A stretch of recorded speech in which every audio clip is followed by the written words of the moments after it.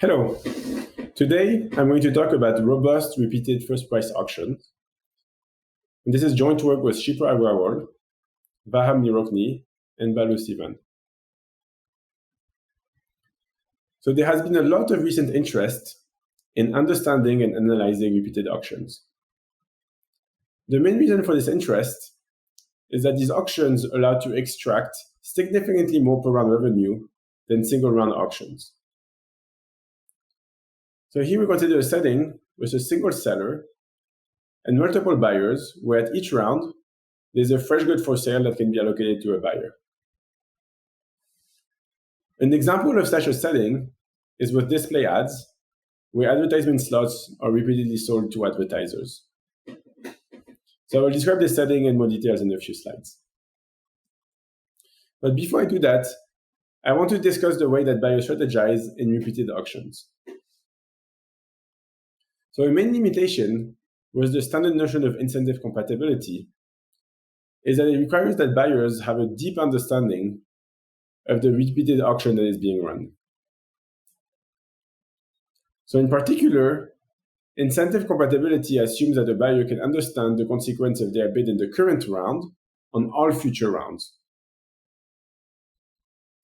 This is of course not realistic or practical, and there are two main reasons for that. The first is that there are computational limitations from the buyer. The second is that the buyer might not be able to either trust the seller, so in particular, it might not be able to trust that the seller will stick to the same mechanism for all future rounds, or it might not be able to understand the exact auction that is being run. The consequence of buyers not being able to trust the seller or not fully understanding the auction is that these buyers aim to maximize their own perceived utility, which can be very different between buyers.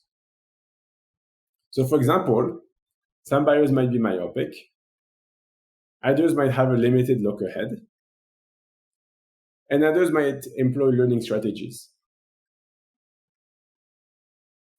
And the main challenge when facing such a heterogeneous buyer population is to design a mechanism that works well for any types of buyers. So recent work directly tackles this problem in the case of a single buyer and designs a single mechanism that extracts large revenue when the buyer has any of these types.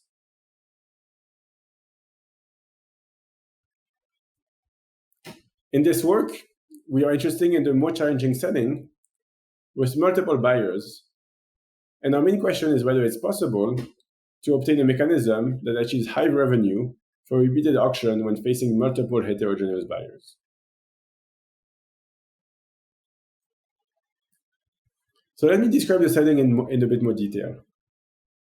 There's a single seller, N buyers, and T rounds. At each round T, each buyer has a private value for the good in that round that is drawn IID from a known distribution F. Each buyer submits a bid for the good in that round, and the good is then either allocated to a buyer for some price or is immediately discarded. And we're going to assume that buyers have valuations that are additive across rounds, and that the goal is to maximize per round revenue.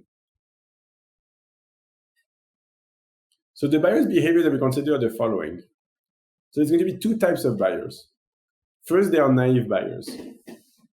These buyers can be either myopic, meaning that they optimize their utility in the current round, or they can also be no-regret learner.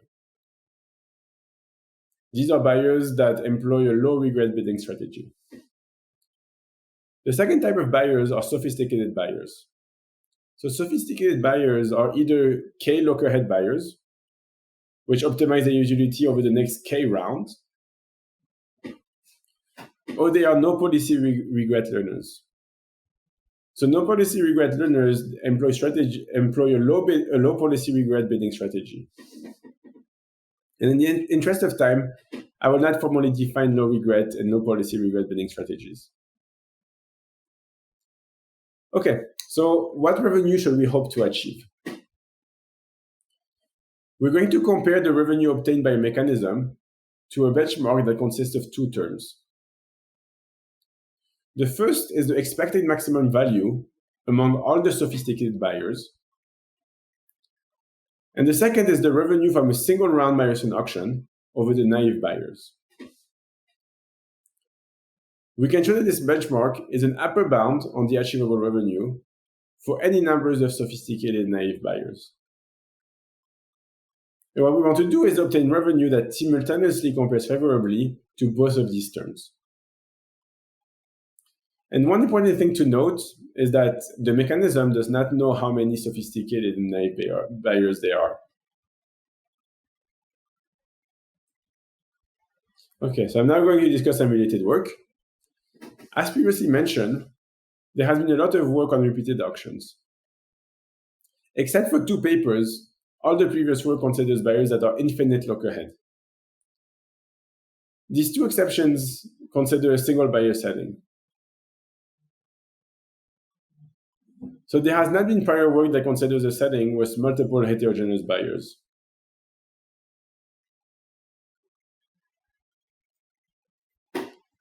So now I'd like to discuss the difficulties of going from a single buyer to a multiple buyer setting when we have heterogeneous buyers.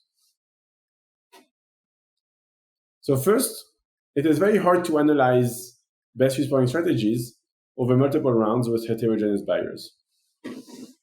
We're not going to attempt to characterize what strategies a buyer will play, but instead only argue about what strategies they definitely won't play in order to bound the revenue.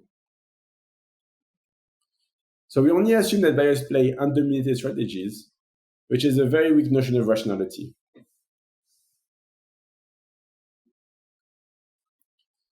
So arguing that undesirable strategies are dominated is hard in the case of multiple buyers. So to do that, we have to guarantee that there exist alternate strategies where the buyer is guaranteed to obtain utility that is at least as high than was the undesirable strategy, regardless of other buyers' bids, which can be arbitrary. Okay, so I will now present our main result. So our main result is that we design a new mechanism that achieves revenue that is a constant fraction of our benchmark. And this holds for any mixture of sophisticated and naive buyers. One thing to note is that our mechanism is a first price auction with reserve price. And this is especially significant since the display ads industry is moving towards first price auctions.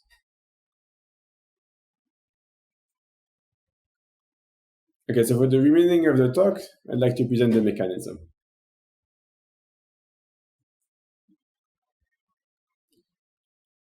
So our mechanism is a state-based mechanism, meaning that the buyers are going to move between states and that the auction we run at each round will treat the buyers depending on which state they're in.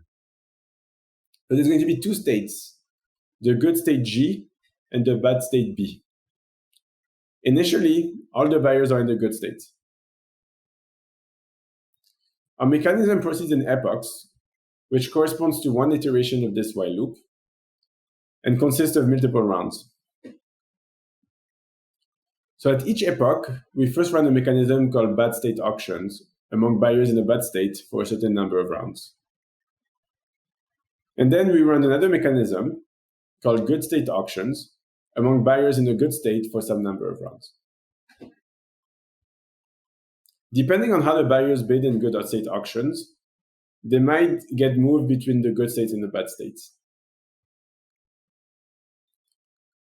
Okay, so now we have to describe the bad state auctions and the good state auctions. So the bad state auctions are simple. We repeatedly run a first price auction with reserve price that guarantees that we achieve a revenue that is at least the revenue from a single round Meyerson auction.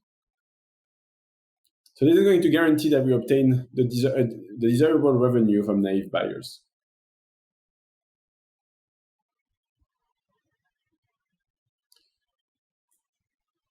The interesting and novel part is in the design of the good state auctions mechanism. So the main idea for good state auctions is that we want to extract a large revenue from the sophisticated buyers.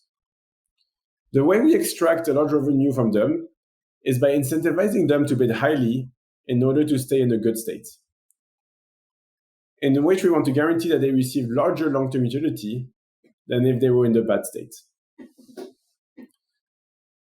So here's the first attempt at designing good state auctions. We're going to repeatedly run a first price auction with a high reserve price. And to incentivize sophisticated buyers to bid sufficiently many times above the reserve price, even sometimes when a value is below the reserve price, we threaten to move them to a bad state, in which they would receive lower long-term utility than if they stayed in the good state. Okay, so how do we threaten to move a buyer to a good state? The way we would do that is that in the case where there has been a large number of uncleared auctions in the current epoch, this is measured by the counter U, and that a buyer I has not won sufficiently many auctions in this current epoch. This is we use for that the counter AI. Then this buyer I must bid at least the reserve price RG in the current round, or otherwise they will be moved to a bad state. So the idea here is to incentivize sophisticated buyers to often bid highly. But the main difficulty is that to incentivize sophisticated buyers to stay in a good state, we need to be able to guarantee that they will obtain high enough utility, high enough long-term utility in this good state compared to the bad state. And this is difficult because other buyers could try to sabotage a buyer I so that this buyer does not get any utility. So for example, here, some buyers could bid very highly in every round and incur short-term loss in utility in order to block other bidders from getting any utility in the good state. So here, the fact we need to guarantee high utility for sophisticated buyers, despite the arbitrary behavior of other buyers who could try to sabotage some buyers, illustrates a main difficulty with multiple buyers. So the way we deal with this potential issue of sabotaging is with a new idea of rest state. So the main idea of the rest state is that if a buyer wins too many auctions, then this buyer will get moved from the good state to the rest state R. And in future rounds of the current epoch, the auctions will proceed without the buyers in the rest state. So this is very helpful because now we can guarantee that every sophisticated buyer will have the chance to win a certain number of auctions, regardless of the bids of other buyers, and get high enough utility to want to stay in the good states. And at the end of the good state auctions, before the next epoch, we move all of the buyers in the rest state back to the good states. Okay, so this concludes the overview I wanted to give for the mechanism. Okay, so now I'd like to discuss some of the main ideas in the analysis. So the analysis consists of 3 parts. The first part is about general revenue and utility analysis. So in this part, what we do is that we first lower bound the revenue from good state auction and bad state auctions in terms of the number of buyers in good states and the number of buyers in bad states. We then also lower bound the utility achievable in a good state and upper bound the utility achievable in a bad state. So this is used to argue that sophisticated buyers are incentivized to stay in a good state. The second part studies buyers with heterogeneous look-ahead attitudes. So buyers that are either myopic or K-look-ahead. And then the main part in this part is to show that a K-look-ahead buyer is never going to enter a bad state. And for that, we're going to use the first part of the analysis. Finally, the last part of the analysis is about no-regret buyers with heterogeneous learning behaviors. So either no regret buyers or no policy regret buyers. So here we show that a no policy regret learner remains in a good state in all but little O of t rounds, so in most of the rounds. And so the main lemma that I'd like to focus on for the remaining of this talk is this part where we want to lower bound the utility achievable in a good state. So here's the lemma we prove. We show that if we consider a buyer in the good state at the beginning of an epoch, we're going to construct a strategy that, irrespectively of the other buyer's bids, achieve an expected total utility over that epoch that is at least this term. So here we can see that we can guarantee that over an epoch, so over good state auctions, a buyer can achieve, we can lower bound the utility that a buyer can achieve, and we can then argue by comparing the maximum utility that this buyer can achieve in a bad state, that it's going to be incentivized to remain in a good state. And what's important here, that this is irrespective of the other buyer's bids. And this is where the rest state is so important, is that the other buyer's bids can have an arbitrary behavior, but we can still guarantee that every buyer can achieve some utility in a good state. Okay, so this concludes what I want to say about the analysis. And so to conclude, we consider the problem of repeated auctions with multiple heterogeneous buyers. We proposed a new mechanism that obtains a constant approximation of the optimal revenue. And this mechanism is a state-based mechanism that uses a novel idea of rest states. Thank you very much.